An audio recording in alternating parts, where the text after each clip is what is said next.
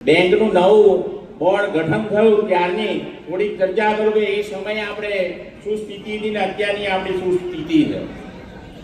આ વિષયની અંદર આપણે બેંકની સ્થિતિ તો પહેલા પહેલું તો આ ખેડૂતો 1200 ગામના આ મંડળીના સભાસદોથી બનેલી આ બેંક છે અને એની અંદર મિત્રો ખૂબ સરસ 2022 થી અત્યાર સુધીની અંદર તમને પણ જાણીને આનંદ થશે કે બેંકની કાર્ય પદ્ધતિમાં કેટલો સુધારો છે. અને આજે પણ હું એવું નથી કહેતો કે આપણી બેંક સંપૂર્ણ થઈ ગઈ છે. આજે આપણે અહીંયા આગળ જે ખેડૂતો માટે જે 1200 ગામના આર્થિક રીતના સમૃદ્ધ થાય એ વિષયને જ્યારે આપણે લઈને બેઠા છે ત્યારે હું તમારા સાથ સહકારથી આપણે કેવી રીતના આગળ વધીએ અમારા મેનેજમેન્ટે ખૂબ સારી એક યોજનાઓ મૂકી છે અને હું આપના તરફ થોડુંક ધ્યાન દોરું છું. અને એની અંદર આજે પણ આપણે જો જોઈએ તો આ ખેડૂતો માટે આમાં આપણા દેશના માનનીય વડાપ્રધાન શ્રી નરેન્દ્ર મોદી સાહેબે આજ સુધી કેસીસી ધિરાણની અંદર ફક્ત 3 લાખ રૂપિયા સુધીની વગર વ્યાજની જે લોન છે તે આપવામાં આવતી, પણ આ બજેટની અંદર 5 લાખ રૂપિયા સુધીની જો લોન જો કરી હોય તો પ્રથમ એ આ ભારત સરકારના આપણા માનનીય નરેન્દ્ર મોદી સાહેબે કર્યા. આની સાથે સાથે પણ આ બહુ જ સારી વાત છે. તમે સમજો કોઈ 50,000 ને 10,000 રૂપિયા પણ આપે ને તો આપણને ખબર છે કે સામાન્ય માણસને શું પરિસ્થિતિ થાય. અને આ બેંકનું જ્યારથી નિર્માણ થયું ત્યારથી સામાન્યમાં સામાન્ય માણસો કેવી રીતના સમૃદ્ધ થાય એ વિષયને જ્યારે આ બેંકે લીધો છે ત્યારે હું આપના માધ્યમથી આજે પણ આપણે ખૂબ કામ કરવાની જરૂરિયાત છે. આ ગુજરાત અને આ ભારતની અંદર આ ખેડૂતોથી જે નિર્માણ થઈ ગયું છે ત્યારે આવનાર દિવસોની અંદર આપણે થોડુંક તમને આંકડાકીય ચિંતા રાખવામાં આ 1200 ગામની અંદર 5,04,149 એવા જમીન ધારક ખેડૂતો છે જેમને આ બેંક દ્વારા વગર વ્યાજની લોન મળી શકે એવી એ લોકોને આપણે આ બેંક સાથે લાવવાના છે. આજે આટલા કામ કર્યા પછી પણ આ બેંકની અંદર આ જોડી શક્યા નથી અને એનું કારણ છે આ સેવા સહકારી મંડળીથી પણ આપણે એને જોડવા પડશે.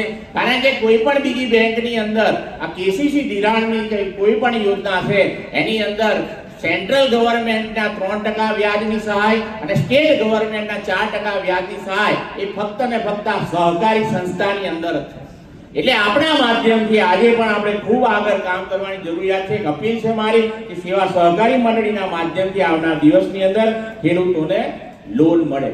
આ સાથે કેસીસી પશુપાલનની પણ યોજનાઓ અને એની અંદર પણ પહેલા જે તે લોકો જો જમીન હતી એટલા જ લોકોને લોન આપવામાં આવતી, પણ આજે આ સરકારનો આપણે આભાર માનીએ છીએ કે તેમણે ખેતીની સાથે સંકળાયેલાની જોડે પણ ફક્ત ખેતીની જમીન ના હોય એવા પશુપાલકોને પણ આ બેંક દ્વારા વિના વ્યાજે લોન ઉપલબ્ધ કરવામાં આવી છે.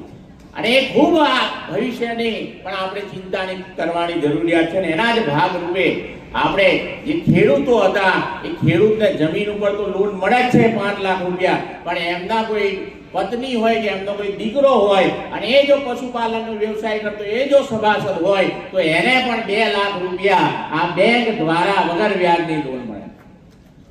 આ વિષયને આપણે લોકો સાથે લઈ જવાનો. આ બેંકની અંદર આ જે યોજના કે આ જે કઈ સબસિડી વાળી લોનો છે તો આ લોનો હું તમને એટલા માટે જ કહું છું 2022 ની અંદર ફક્ત 133 લોકો સુધી જ પહોંચેલા. આવનાર દિવસની અંદર અમારા મેનેજમેન્ટે આ યોજનાકીય લાભ 4,78,000 સભાસદ જે દૂધ ભરતા છે તે તમામ માટે આ યોજના મૂકી છે અને તેને જે કઈ બેંકના રેગ્યુલેશન હોય એ તમામ લોકોને 2 લાખ રૂપિયા સુધીની લોન વગર વ્યાજની આપવાનું આ બોર્ડે નિર્ધાર કર્યો. આવનાર દિવસની અંદર બેંક દ્વારા આર્થિક સમૃદ્ધિ થાય એવા વિષયો કે આત્મનિર્ભર સ્વરોજગાર યોજના આ બેંક દ્વારા અપનાવવામાં આવી. આ ગુજરાતની અંદર વોટ્સઅપ બેન્કિંગ જો કરતી હોય તો આ એક પહેલી પ્રથમ 2023 ની અંદર આ બેંકે શરૂ કરી છે. વોટ્સઅપ બેન્કિંગ આપણે બધાને ખબર છે કે આ બેંકની અંદર કે કોઈ પણ બેંકની અંદર આપણે કોઈ પણ ઇન્ફોર્મેશન લેવા જવી હોય તો આપણે ત્યાં જવું પડતું હોય અને એની જગ્યાએ આ બેંકે વોટ્સઅપના માધ્યમથી આપણને એનો પણ લાભ મળ્યો. આવનાર દિવસોની અંદર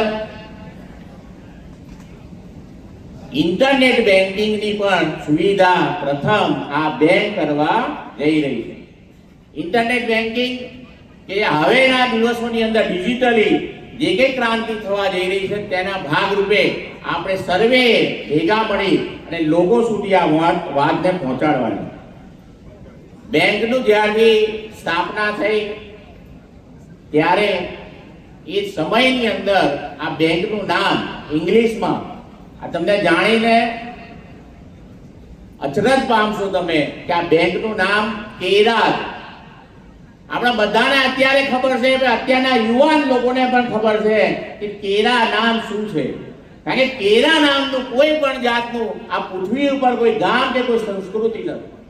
અને એ પણ હું તમને વિશ્વાસ આપું છું કે આ મેનેજમેન્ટે આની ચિંતા કરી અને કેરાની જગ્યાએ આ બેંકનું નામ ખેડા પ્રસ્થાપિત કર્યું. એ આ બેંક છે.